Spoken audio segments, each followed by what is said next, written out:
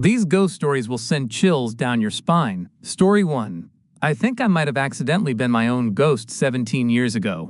Okay, buckle up because this is equal parts creepy and ridiculous. Back in college, my classmates and I had an overnight group session at one of our friends' houses to finish a case study for a presentation. It was past midnight, everyone else was in the dining area, and I was alone in the bedroom typing away on the laptop. Suddenly, from my peripheral vision, I saw something. Not just a shadow, an entity. Think Sadako vibes, long hair covering the face. But here's the weird detail. The hair wasn't jet black like in horror movies. It was dry, frizzy, and this brown/copperish color, exactly like overprocessed, damaged hair you'd see after too many bleach sessions. I could still picture it clearly. Split ends, fried texture, the works. She was behind me, slightly leaning like she was looking over my shoulder at the screen, but I couldn't see her face. Just the hair. And it lasted maybe a second. Blink, and she was gone. I froze. Then I bolted straight to the dining area, shaking, and told my classmates I saw something. Instant, creepy overnight ghost story for that night. And then, life moved on. I forgot about it. Until today. Fast forward 17 or 18 years later. I'm brushing my ash blonde hair, getting ready to go to my favorite salon for a treatment because my hair is dry AF after a recent touch-up. I'm looking in the mirror, inspecting the damage when it hits me like a horror plot twist. WTF? Was it me? Like, did I time travel? Was that ghost actually future me, fried hair and all, looking over my own work on that laptop? Was I just critiquing myself from the future? The hair color matches. The frizz matches. The only thing missing is the ability to astral project again, which I could do back then, but that's another story. So yeah, either I saw a ghost, or I'm destined to become one for a split second 17 years in the past. Guess I'll find out once I learn time travel. Or remote view. Or maybe just invest in better conditioner. Story 2. Under the sink. Have you ever had a multiple person experience that validated your claim? This one is mine. My mom had my cousin join my family shortly after his mom passed away. He said her house was getting creepy, hearing noises and such, but didn't go into much detail. While not blaming him, it was obvious that our house's experiences increased significantly when he joined us. After moving in, he shared with me that he often felt tugging on his headphones at night, heard random knocking and odd noises in the house. I love him dearly, but man, did he bring in some weird mojo. Not to mention, as a family, both he, my parents, and I never really talked in detail about our experiences. We just had them and moved on. More so my parents, but you'll see, keep reading. One day, I went to use the bathroom and found the cold water tap was running full blast. I thought, what the hell, who left the water on, and walked away. I looked around, but no one was nearby. Shaking my head, I turned off the tap and did my business. A few days later, I came across the same scenario, tap running, and no one around. Being a bit more annoyed, I yelled for everyone to come see. My girlfriend, both parents, and cousin were all in the hallway. My mom looked annoyed. "Are you joking?" she asked. "You left it that way." "No." "This is the second time I found the water running like this," I explained. My dad shook his head, obviously not believing me. Both he and my mom walked off. "I'm telling you the truth. This isn't me, and it's happened before," I yelled at them. "I believe you," my girlfriend said, giving me a reassuring smile. I felt so defeated. I knew I wasn't crazy, but no one wanted to listen. I thanked my girlfriend and we moved on. It must have been a few more days later, but this time was slightly different. After giving a water donation, I tried to wash my hands.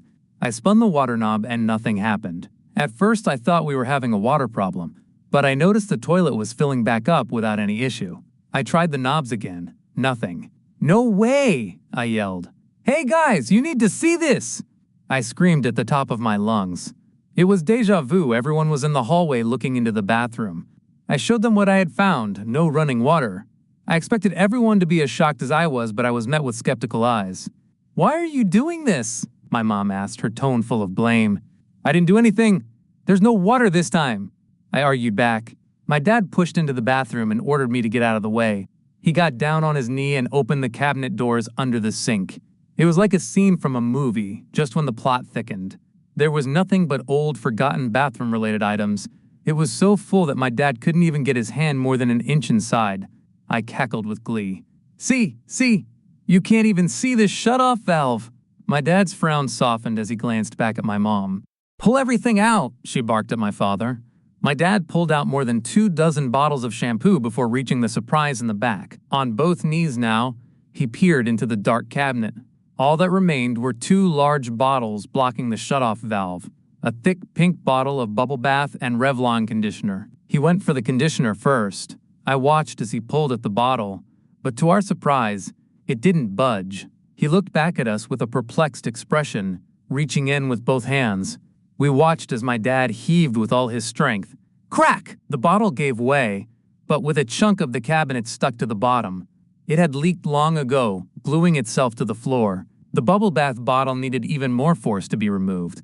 With just as much wood on the bottom, he placed the bubble bath on the floor next to the conditioner. We all looked at the bottom of the cabinet. My dad leaned in and twisted the turn-off valve back on. We heard the water pressure release as it flowed into the rest of the pipes. He stood up and tested the water. I could see his face in the mirror, pale, expressionless. He glanced at all of us, then directly at my mom. Their eyes locked. See? I howled. How could I have turned off the water if you had to tear out the bottles to turn it back on? I was jumping up and down at that moment. Enough, my mom said, still looking at my dad. I kept going, but honestly, I don't remember exactly what was said. I know my girlfriend put her hand on my shoulder, sensing I was getting a bit too loud. My cousin cleared his throat and excused himself. He had nothing to share. My mom turned around without looking at me and went to her room. My father packed away all the bottles and went outside.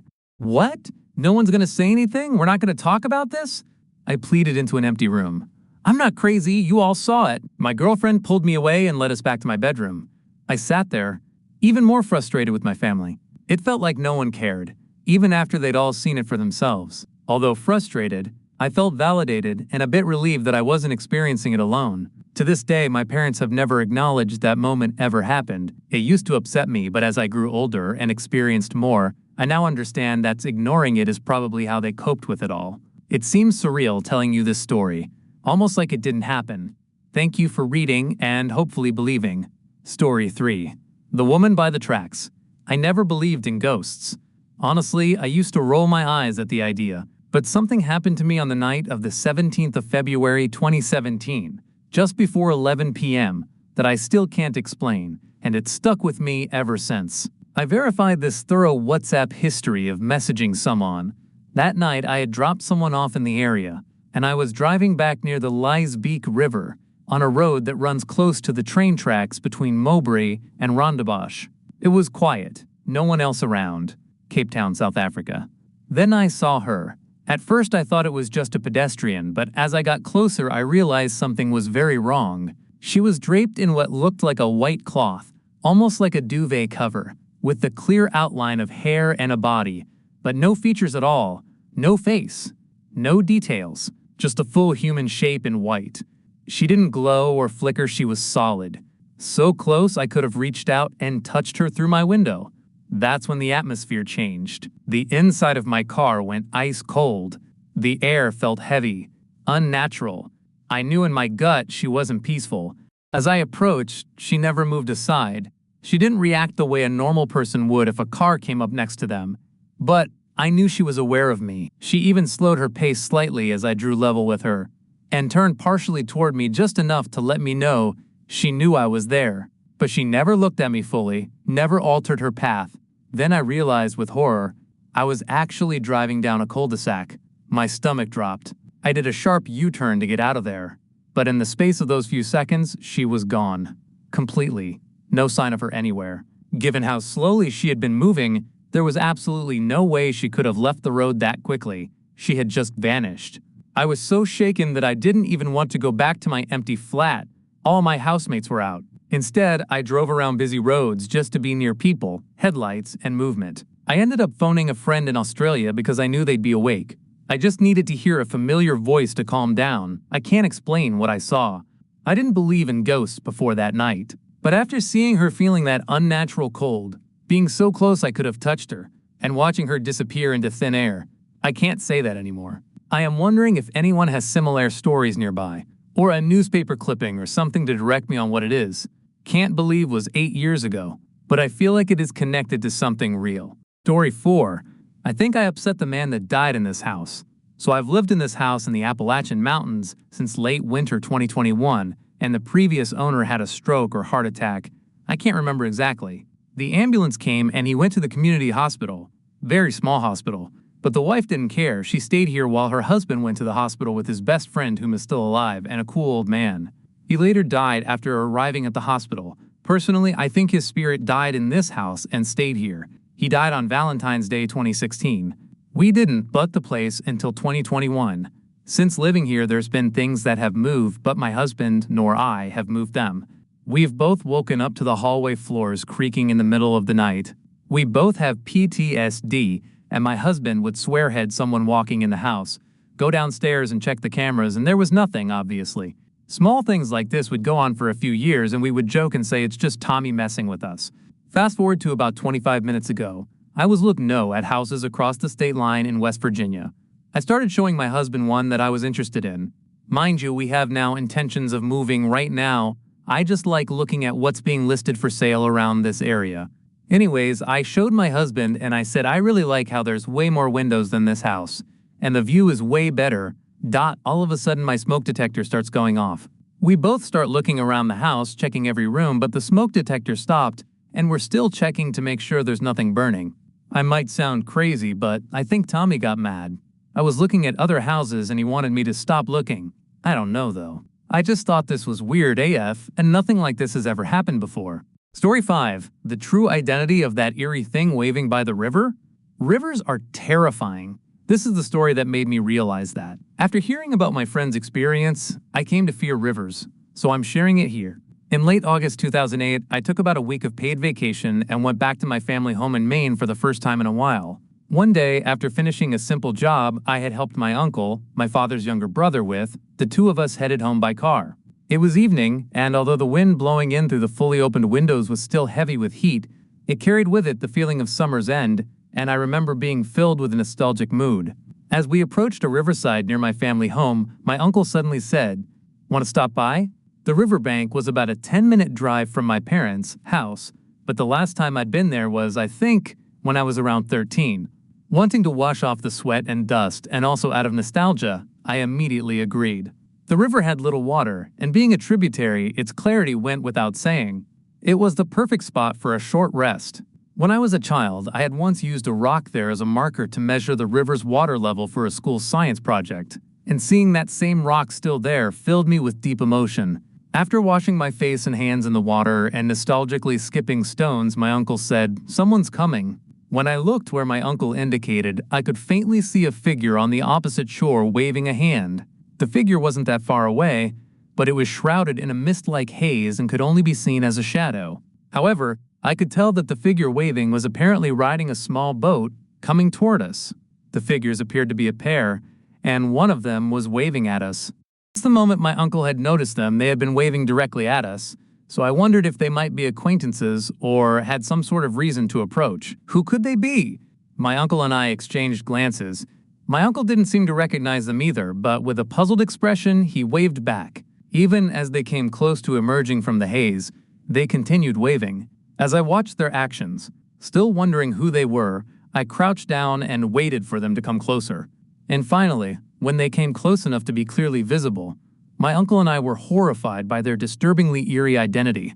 The figures who had just been waving and riding a boat toward us were two dolls. Both my uncle and I, embarrassed as we were, screamed like children, yet couldn't take our eyes off them, frozen in place. The one who had been waving looked like a boy doll, dressed in a sailor suit that had faded to pale blue. Its face had likely once been flesh-colored, but the paint had peeled away to white, stained by years of exposure to the wind and rain, and on its lips was peeling vermilion paint once meant as rouge.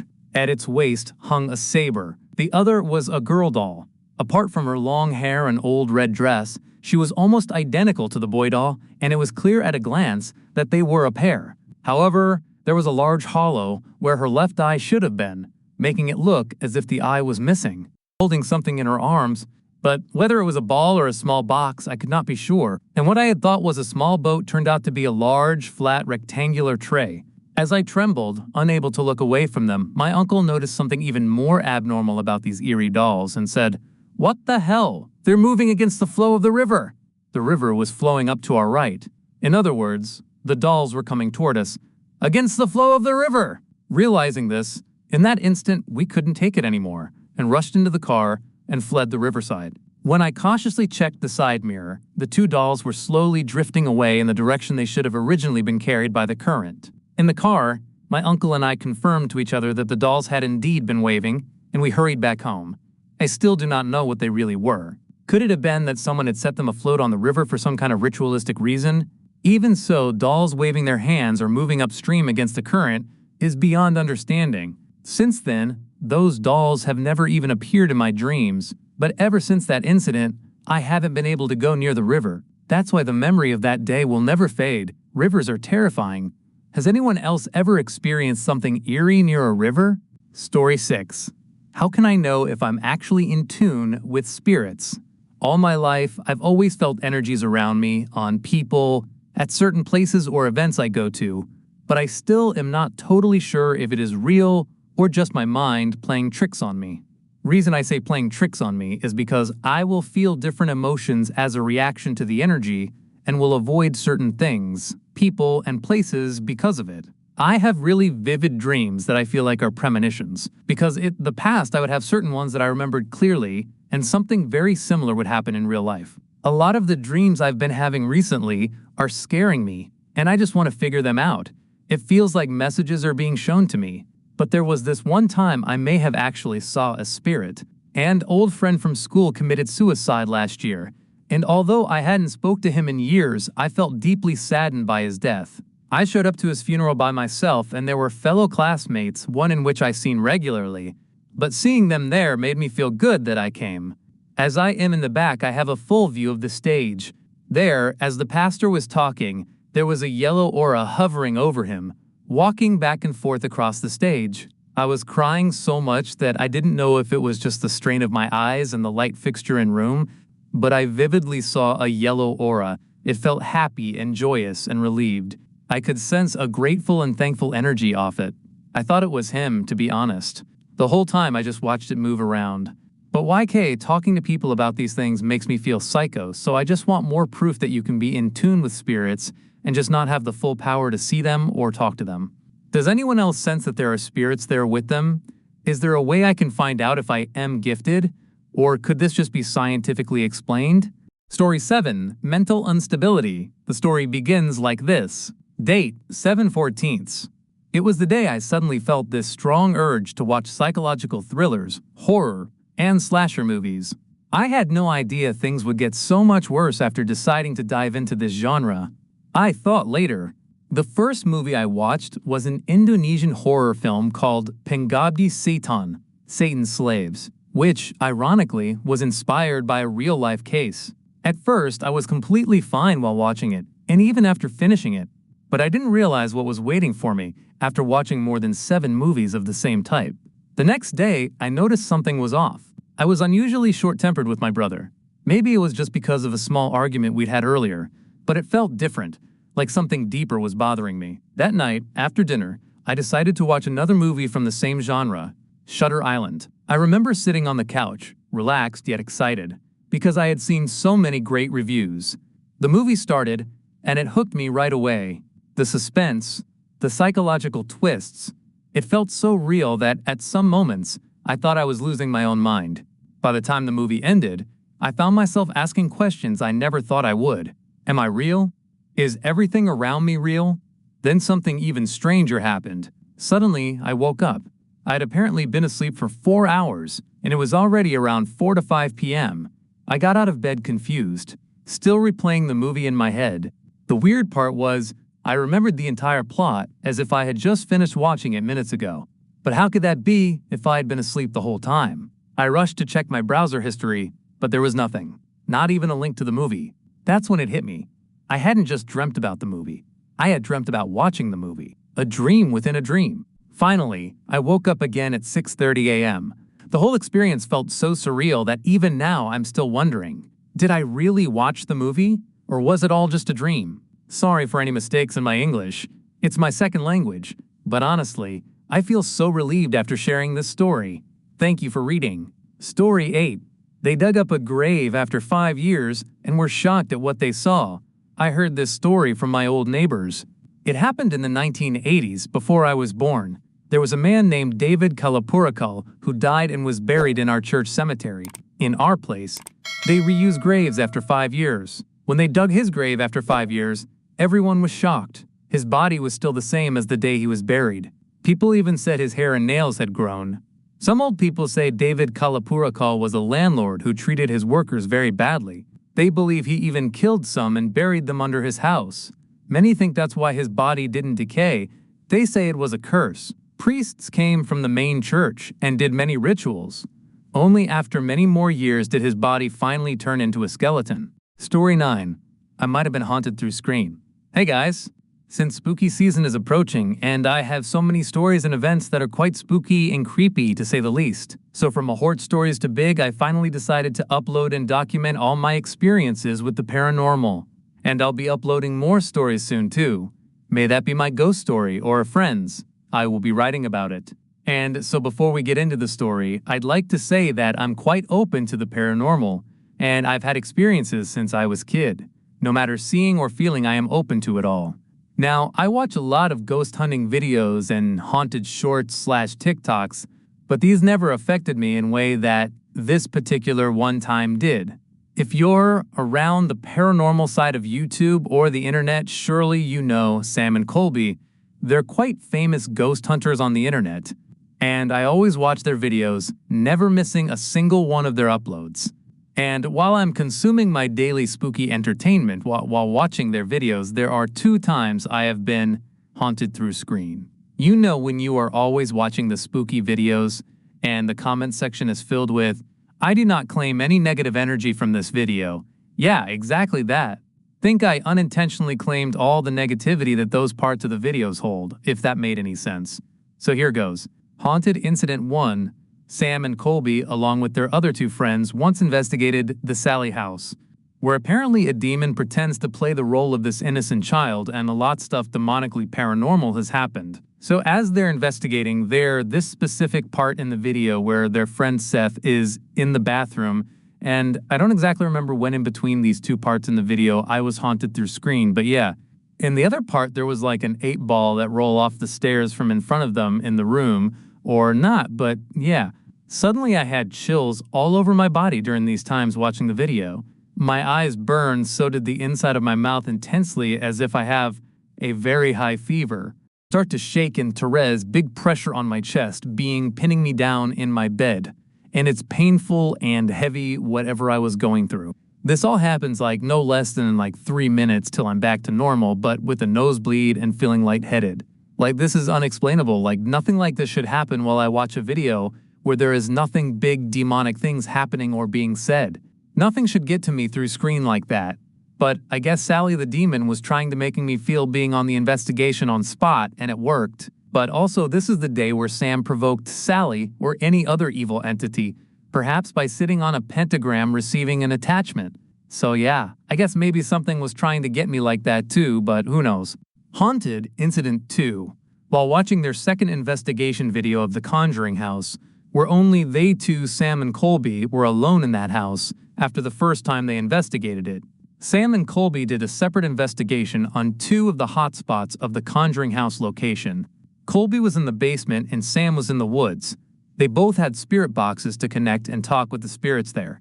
And so at the ending of the video, where everything is a little tense in a demonic, creepy way, everything spirits were saying indicated to wanting to be free and something about exorcism. So Sam and Colby, I think both at the same time in those 2 locations, started doing what was asked exorcism/cleanse, I think. This was like almost 2 years ago, and my memory is missing some parts, but as they started chanting in the holy way, let's say, to cleanse and help the trapped spirits, and it's almost the same as what happened to me while watching the Sally House video, and I froze up. My whole body in an instant became hot as if going through a very high fever. My head was pounding as if being nailed like the worst migraine you could ever imagine. My vision started to fade and I felt choked and pushed down and I was about to pass out. And mind you, this is all happening in the span of 1 or 2 minutes, and it's not like they were doing horror movie level exorcism or anything, but still, What was happening felt nothing other than something coming inside me or leaving my body. It's confusing a bit, I know. But as they finally stopped, I was instantly fine, like nothing ever happened. Everything was normal, but feeling something runny and wet around my nose, I touched it to see blood. My nose was bleeding. I turned my laptop off quickly after this, trying to make sense of what, in actual conjuring, had just happened to me. Did I claim any negative energy?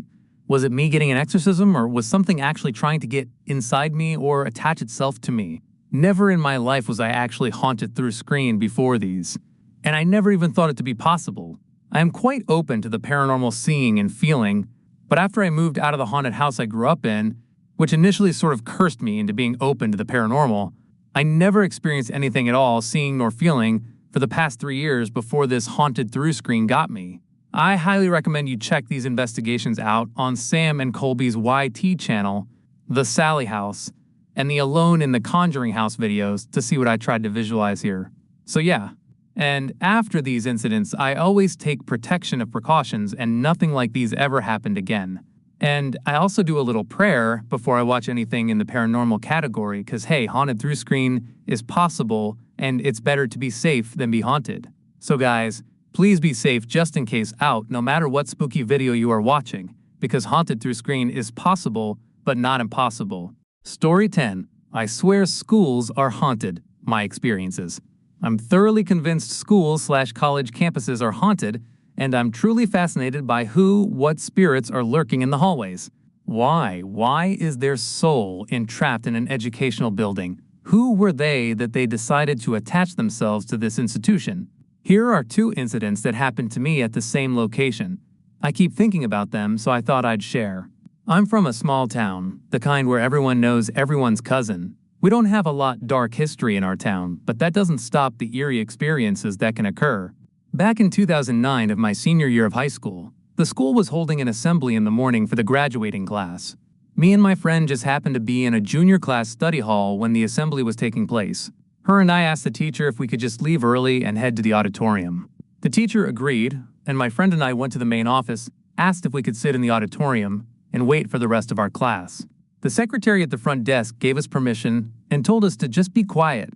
My friend and I picked some seats on the far end of the auditorium, propped up our feet, and listened to some music on our MP3 player while we waited for our class to arrive and the assembly to start. A few songs later, I developed an unsettling feeling. All of a sudden, I felt uncomfortable. Just me and her, in the dim-lit auditorium. I couldn't shake the feeling that something was not right. My friend seemed lost in the music, so I didn't bring it up. Moments later, a shadow ran down the aisle, full sprint, and disappeared, running straight into the stage. Froze, and I felt my friend tense up. I looked towards the doorway, curious if any shining light can cast a shadow.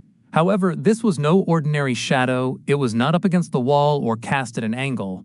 It was completely dimensional and looked like a male child about 10 to 12 years of age. Despite that, I clearly wanted to find a logical explanation, but there was none. My friend was quiet. I said nothing. Even though it was seconds, it felt like forever. I turned to my friend and asked, "Did you see that?" She replied, "You mean that shadow?" I nodded, and she said yes. We quickly got up and left the auditorium and went to the bathroom. While in the lavatory, we discussed that was 100% a shadow and not a reflection. We hung out in the bathroom until we heard the senior class come down for the assembly. My friend and I never discussed it again, nor did we ever mention it to anyone. I never forgot that instance, and years later, another occurrence in the high school's auditorium completely solidified that it's haunted. Flash forward to 2014, and I'm fresh out of college and just recently hired at the high school I attended more than 4 years ago. It was summertime, so the schools are vacant. This sometimes gives them an eerie feeling, especially if you are alone and the lighting is down low. You might think you are in a prison or abandoned hospital ward if you did not know you were in a school. The summertime brings a lot of deliveries that teachers and staff need for the school year to start, and, out of convenience, we store all shipments in the auditorium. I was alone in the auditorium and sorting through all the deliveries, separating them to be brought to different locations and classrooms. I then heard voices. A female and male were having a conversion, but it was just muffled enough that I could not hear out words, just the sound of their voices. I turned and quickly scanned the auditorium to see if anyone was in there with me. No one. Curious, I made my way down the auditorium to the back of the stage to see if maybe a custodian and the secretary were back there discussing something. The voices were still talking, and they neither faded or got louder the closer I approached the stage. I made way through a small corridor and checked behind the curtain. No one. I still heard the voices, but had trouble pinpointing exactly where they were coming from. I made my way back out to the seating area and over to the back of the auditorium, where the control panel, sound equipment, and computer are thinking maybe something accidentally switched on. I checked all the appliances and equipment, and everything was off and not emitting any type of sound or noise. What the heck? I wondered. It was then that I got an uneasy feeling. The same sensation I felt years before when I was a senior and me and my friend were hanging out in the auditorium. I went to go leave the auditorium. Before leaving, I turned back to listen, and the voices were still carrying on some type of conversation. Annoyed, I left and went to the main office. The secretary if anyone was in the auditorium, or if the custodians were expecting anyone. Summertime also comes with a lot of maintenance and facility work, so I was curious if a company was there looking at something. The secretary, to her knowledge, did not know of anyone scheduled to visit the building, but she paged the head custodian to come down and ask. While we were waiting for the head custodian, the secretary asked what was going on. I said, "There are people talking in the auditorium." She gave me a quizzical, but knowing look. The custodian came into the main office and confirmed that no crew scheduled to come to the school that day. The secretary looked at me, smiled, and said, "Tell him." I told him that I heard two people talking in the auditorium. He rubbed his beard and smirked. "Yep, I've had similar experiences too. Some of the other guys too." "No way," I exclaimed. He said, "Oh yeah, pretty sure it's haunted." He whipped out his cell phone and texted some of his coworkers to come down to the main office. A couple more custodians showed up in the main office, and we started discussing our experiences in the auditorium and swapping more ghost/haunting stories. And the principal makes fun of me when I say I don't want to go to the auditorium by myself because I find it creepy in there, the secretary shouted. We laughed and tried to figure out who would be haunting the high school auditorium. We couldn't think of anything significant that happened in town. One of the custodians mentioned that he believes the other schools are haunted too. Needless to say, anytime I was in the auditorium, especially alone, I would bring a flashlight, my phone, and prop the door open. Story 11. My family has a bobby pin ghost. Yep, just like the title says, my family, mom, dad, brother, 19, and I, 23F, have a bobby pin ghost. I would like to preface this by saying we have never spoken with a medium, nor do we have any real proof of our ghost, at least nothing that would signal paranormal activity to anyone outside of my family, but she is very real to us. A sort of phantom grandma in a way. So anyways, here is our story. Background. I grew up in a large old Victorian house on a main street. It was built in 1863, and it is considered a historical home in our town. We have never really considered our house to be haunted, but there was definitely a noticeable presence. Sometimes our attic light would switch on while we were out. It was a dial that had to be turned. Or we would see things like a phantom drip from the ceiling with no visible water to indicate a leak. We learned that an old woman had passed in the home, but we don't know any further details about her. Anyways, no one in my family wears bobby pins. This is an important detail. We would occasionally find them around the house, which was always odd because, as I said, no one in our family ever purchased any. We would have company over, but they would never come upstairs, and despite this, bobby pins would sometimes appear on dressers, on our staircases, or behind couches when we rearranged the furniture. It wasn't until I got a bit older that we started to notice a pattern. We would only find bobby pins before a significant life change or piece of news. My dad found one in the work bathroom before a significant layoff. He only works with a handful of people, all men, and even asked his county workers if one of them knew why it would be in there. They had no clue. Found a bobby pin right before winning a radio contest with an all-expenses-paid trip to Canada. While there, our hotel had a pool. My dad grabbed us some towels and jumped in with my brother and I. When we got out, there was a bobby pin sitting on top of our towels. We were the only people in the pool, and I don't think it would have gone unnoticed when he grabbed them. This was the first time we all really felt that our grandma ghost was real and with us. There were a lot more of these events, and bobby pins have become a sort of welcomed indicator of change or good vibes for us. Weirdly, my dad also found a bobby pin on the floor while touring our current house, and as odd as it sounds, it felt like his sign that it was the right decision. Even after moving, our bobby pin ghost has followed us. When I first moved into college, there was a bobby pin sitting on my mattress. At the end of the year, I decided to drop out, and on my last day of classes, a bobby pin was literally taped to my door. I had never shared this story with anyone, so this honestly left me feeling a little freaked out, since the bobby pins were always sort of my dad's thing. I have since graduated from that same college after switching majors, and I have found a bobby pin in every single dorm that I've lived in, sometimes multiple throughout the year, including one on the day of graduation. I am sharing this today because I had a job interview this week, and I am feeling super good about it. They are supposed to get back to me this afternoon, and oddly enough, I just found a bobby pin on my walk into work. Maybe it's nothing, or maybe it's a sign from our ghost grandma that some good news is on its way. If you've made it this far, thank you for reading. If anyone has any questions either for me or my dad, I would love to hear them. I plan on sharing this with him so I can maybe make some edits and add in any additional stories or details. Edit. Guys, I have a photo of the bobby pin on my dorm door for anyone interested. I just can't figure out how to attach it. I misspoke and it was slid onto my move-out slip. I still get chills in a good way when I think about it. Story 12. Growing up in the 80s in a haunted house. I moved to a 1920s semi-detached house in a leafy suburb of Birmingham, England in 1986. With my parents, I was 5 and my little sister was 1. Early days, I don't remember much as I was so young. I do remember having 2 imaginary friends who I had named Ida and Udamanawi. No idea where these names came from. Not your usual Sarah and Tracy names, are they? Mom said I would play with them mostly in the loft, attic, and the laundry room, the creepiest parts of the house. Then a few years later, they just disappeared. Nothing too odd about that, as a lot of kids have imaginary friends, and I was a bit of a loner kid, though their names do make me creeped out a little. Fast forward a few years, maybe age 9/10, I started having strange dreams and my body woke up. I was awake, but I was paralyzed from fear. I couldn't move, it felt like someone was holding me down.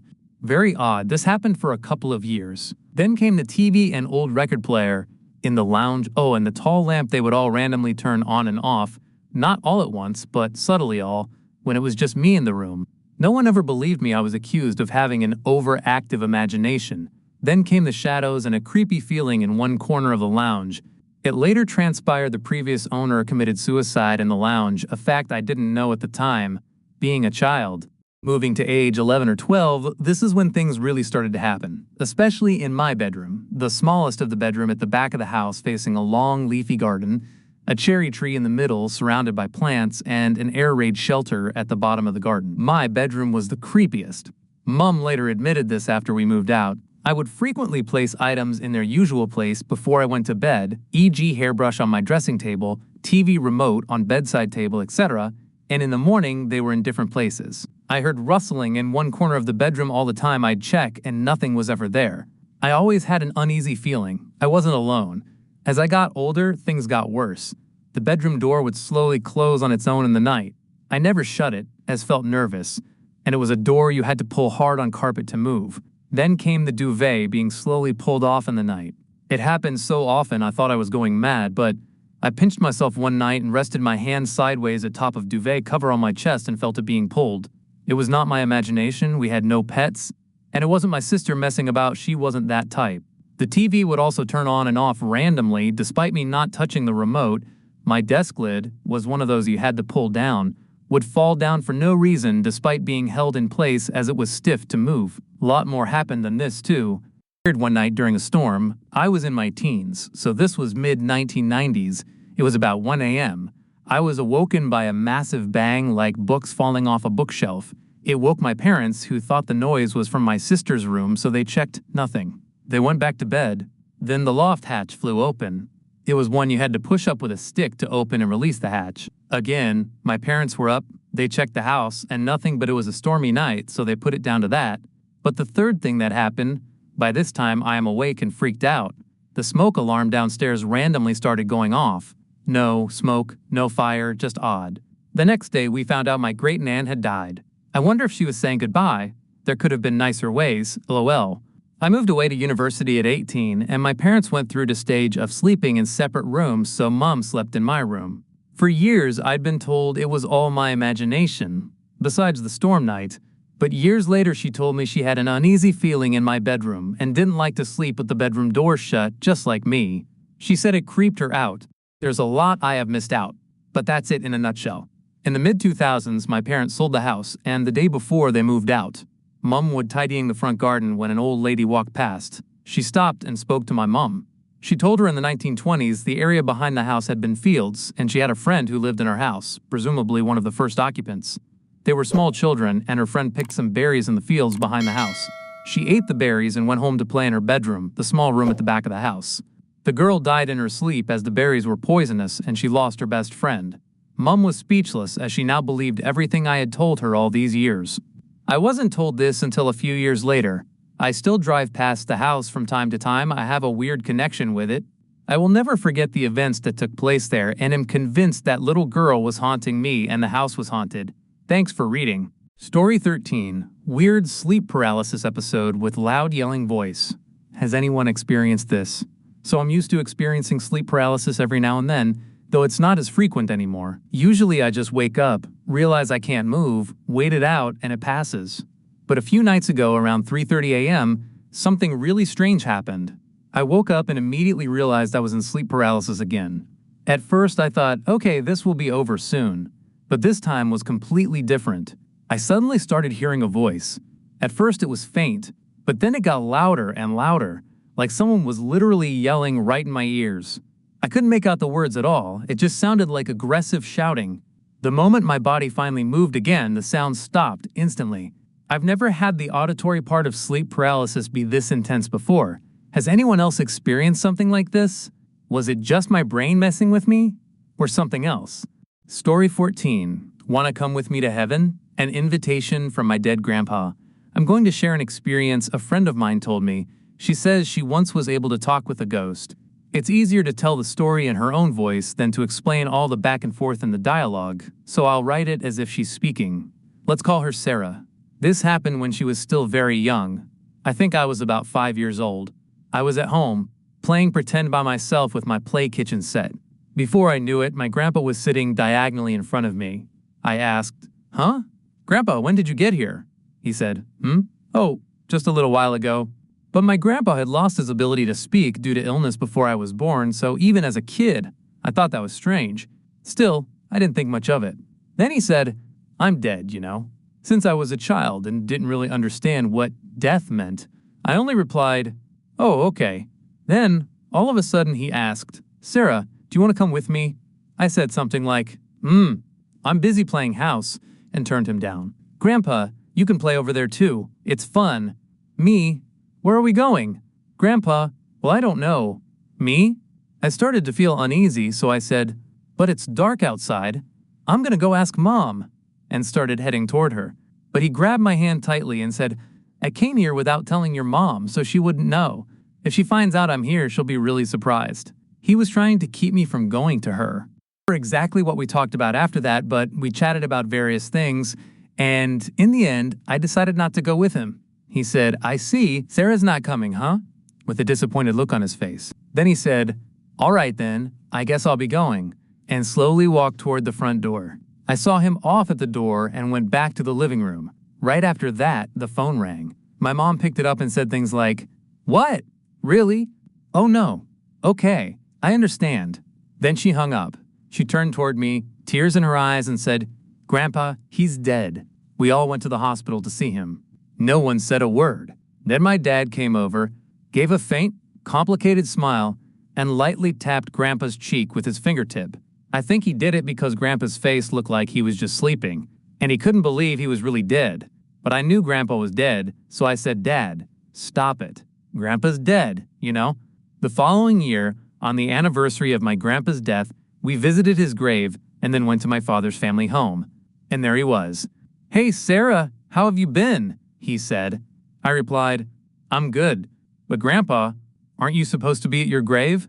He answered, "Huh? I'm right here, aren't I?" And I thought to myself, oh, so Grandpa doesn't actually live in his grave. And for some reason, that made perfect sense. Me, "Grandpa, where have you been all this time? Have you been here the whole time?" Grandpa, "I went to heaven." Me, "Heaven?" Grandpa, "That's right, I died, you know." Me, "Wow, heaven, huh? Is it fun?" Grandpa, "Oh yeah, it's fun. Want to come with me, Sarah?" Me, Does dying hurt? Grandpa, not at all. It doesn't hurt. We talked like that for about 5 minutes, and then the conversation turned into the same one we'd had before. Grandpa, Sarah, it's really fun over there. Why don't you come with me?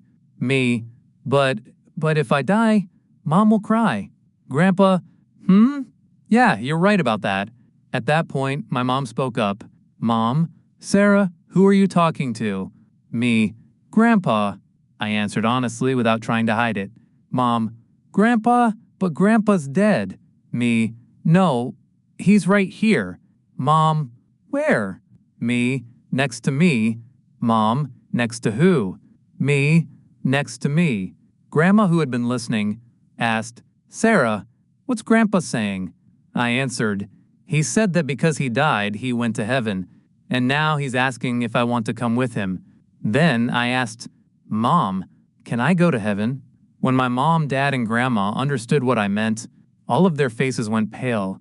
Me, he says heaven is fun, and that dying doesn't hurt at all. Mom, Sarah, are you lying? Me, I'm not lying. Grandpa's right here.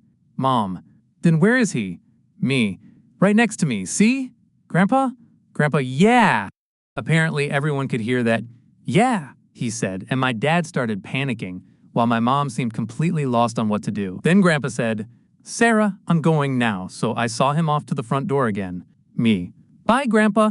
Will you come again? Grandpa, yep, I'll be back next year. Me, okay.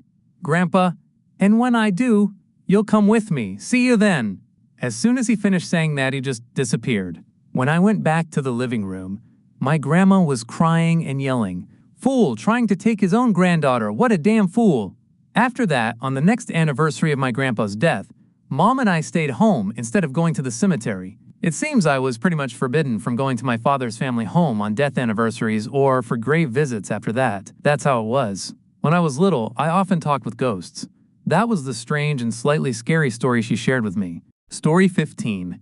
Something is imitating my family. It started with the knock. One night, my boyfriend's daughter, Cole, was alone in her bedroom upstairs with the door closed. From inside the room, she saw a shadow pass under the door, and then came a knock. Not just any knock. My boyfriend's knock. The one he always uses. The familiar rhythm that instantly tells you it's him. Only, he wasn't upstairs. He and I were both sitting in the living room at the time. We brushed it off at first, but then came the second incident. Again, the two of us were downstairs in the living room, and Cole was in her room upstairs. My boyfriend caught a glimpse of someone, a shadowy figure the size and shape of his daughter, turning the corner and heading down into the basement. Thinking it was her, he called out her name. No response. Assuming she was just being playful or moody, he followed her down the basement stairs. Still calling her, asking why she was ignoring him, he walked the whole basement. Lights on. Entire room was checked. She wasn't there. As he climbed back up, confused, Cole came walking down from upstairs where she'd been the whole time. And just a few nights ago, it happened again. It was late. I was in bed with our 16-month-old daughter asleep beside me. My boyfriend was just coming back into the room when he suddenly saw what he thought was our daughter run across the floor and hide behind the chest of drawers. He stood there in shock as she was still in bed, still sound asleep. I haven't had any first-hand experiences myself, and there have been other small incidents involving my boyfriend and his daughter that I can't fully recall at the moment. We do keep a Bible open to the Lord's Prayer in all 3 bedrooms of the house. Story 16. Saw a shadow figure in my parents' bedroom after my uncle's death. Hey everyone, I wanted to share something that happened a couple of years ago that I still can't really explain. So for context, I, 21F, had just lost my uncle. My parents flew to his city for the cremation, and a few days later, my dad came back to finish some office work, and then take me and my brother along for the rest of the rituals, Teravi and other ceremonies. The night before we were supposed to leave, me, my dad, and my brother were sitting together in my room. At one point, I went to check the locks. The way my house is laid out, from the living room I can see directly into my parents' bedroom. When I was heading back, I caught something in the corner of my eye. There was a tall, shadowy figure standing in my parents' room. The lights were off, but I clearly saw it turn its head and look at me. I brushed it off, assuming it was my brother heading to the washroom. I quickly finished checking the locks and came back to my room. It couldn't have been more than 10 seconds. But when I got there, my brother and my dad were both still sitting in the room, exactly where I had left them. Neither of them had moved. When I asked, they both swore they hadn't left the room at all. To this day, I don't know what I saw. A part of me feels like it might have been my uncle, since the timing was so close to his passing. But I can't say for sure. It still gives me chills thinking about it. Has anyone experienced something similar right after a loved one's death? Story 17. Is my house haunted? Do I need further action? So I'm posting this on my friend's Reddit account as I don't have my own. I've been reading some posts about people's houses and their own ghosts. To begin with, we bought this house in 2020 and began renovating in 2022. We moved in this year, and it didn't start off great. Before renovating, I had a weird feeling about one of the rooms. I didn't feel comfortable being in there. The same month we moved in, my dog was diagnosed with terminal cancer and we had him put down in our kitchen. Our downstairs is sort of open plan, so the kitchen and front room merge into each other with a corner. Our house is L-shaped. This is relevant later. First encounter. I was walking from my bedroom to my kitchen at roughly 2 a.m. as I needed a drink and I was parched. I live with my mom and stepdad, who are both 5 feet 3-ish. As I was walking down the stairs, I saw a man stood in front of the fireplace who was roughly 6 feet. I didn't think much of it, as I turned my flash on my phone and carried on with what I was doing. I said as Nicholas, as that name is carved into the fireplace, which we believe to be original with the house.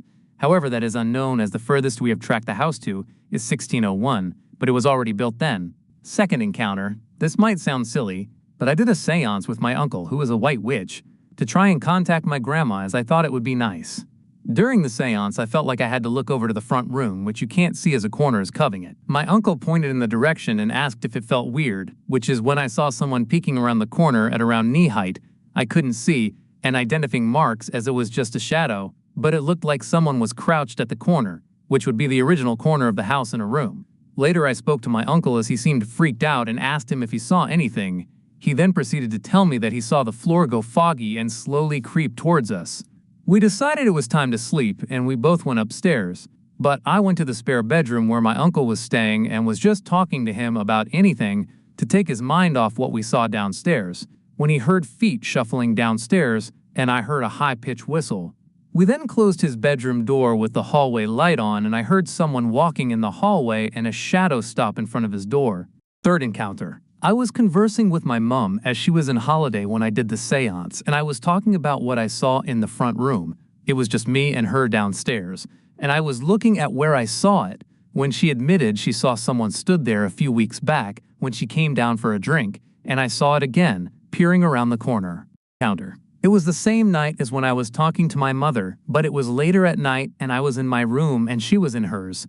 Until this moment, I have never seen a face in the shadows, so I can brush them off as my mind playing tricks. However, it was 12 a.m. and I opened my bedroom door to go to my bathroom, which is next to my bedroom, and I feel the urge to look at the banister, which is glass. And I see a face of a woman. She was quite pretty, had long black hair, was extremely pale, and her pupils were black. I then turned on all the lights in my room and opened the door quickly. There was no one there. I can safely assume it wasn't my reflection, as it wasn't the right angle, for one. As it was below my height, I'm a blonde girl and quite tanned. Encounter. This was just tonight. My friend is staying over. We both went into my bathroom together as we were about to brush our teeth, but as we shut the bathroom door, we both heard a tapping on my glass panel covering my bath, which was hella scary. To add to this, I have heard my name being whispered in my ear, felt tapping on my left shoulder, had my hair touched, heard walking in the hallway, heard doors opening and closing in the spare bedroom. My mother has asked if I walked to her door and walked off, heard bangs around the house a few times, and I've woken up with random cuts on my body.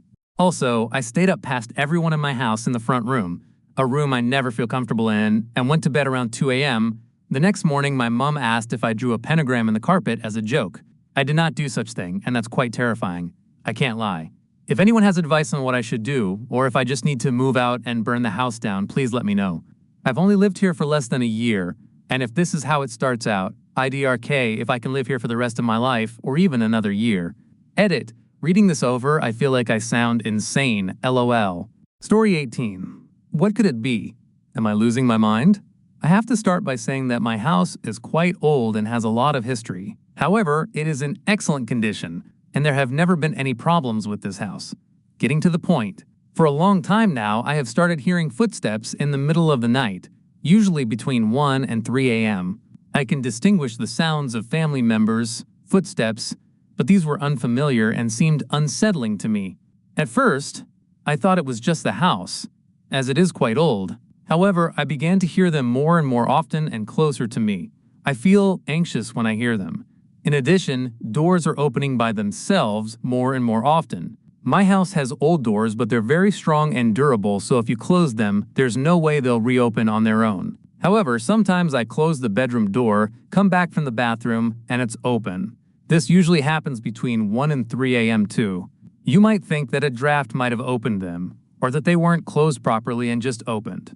Or maybe a family member opened them. No, I always make sure the door is closed properly, and I would also hear my family's footsteps if they were coming into my room. At first I thought I was imagining it, but no, I wasn't. Another thing that worries me is that my dog sometimes acts strangely at night. I have a 2-year-old Labrador. Recently, I've noticed he's acting strangely at night, again between 1 and 3 a.m. He often whines, refuses to sleep, and walks around like he didn't know what to do with himself. My dog doesn't have any health problems, and his behavior has only recently become this way.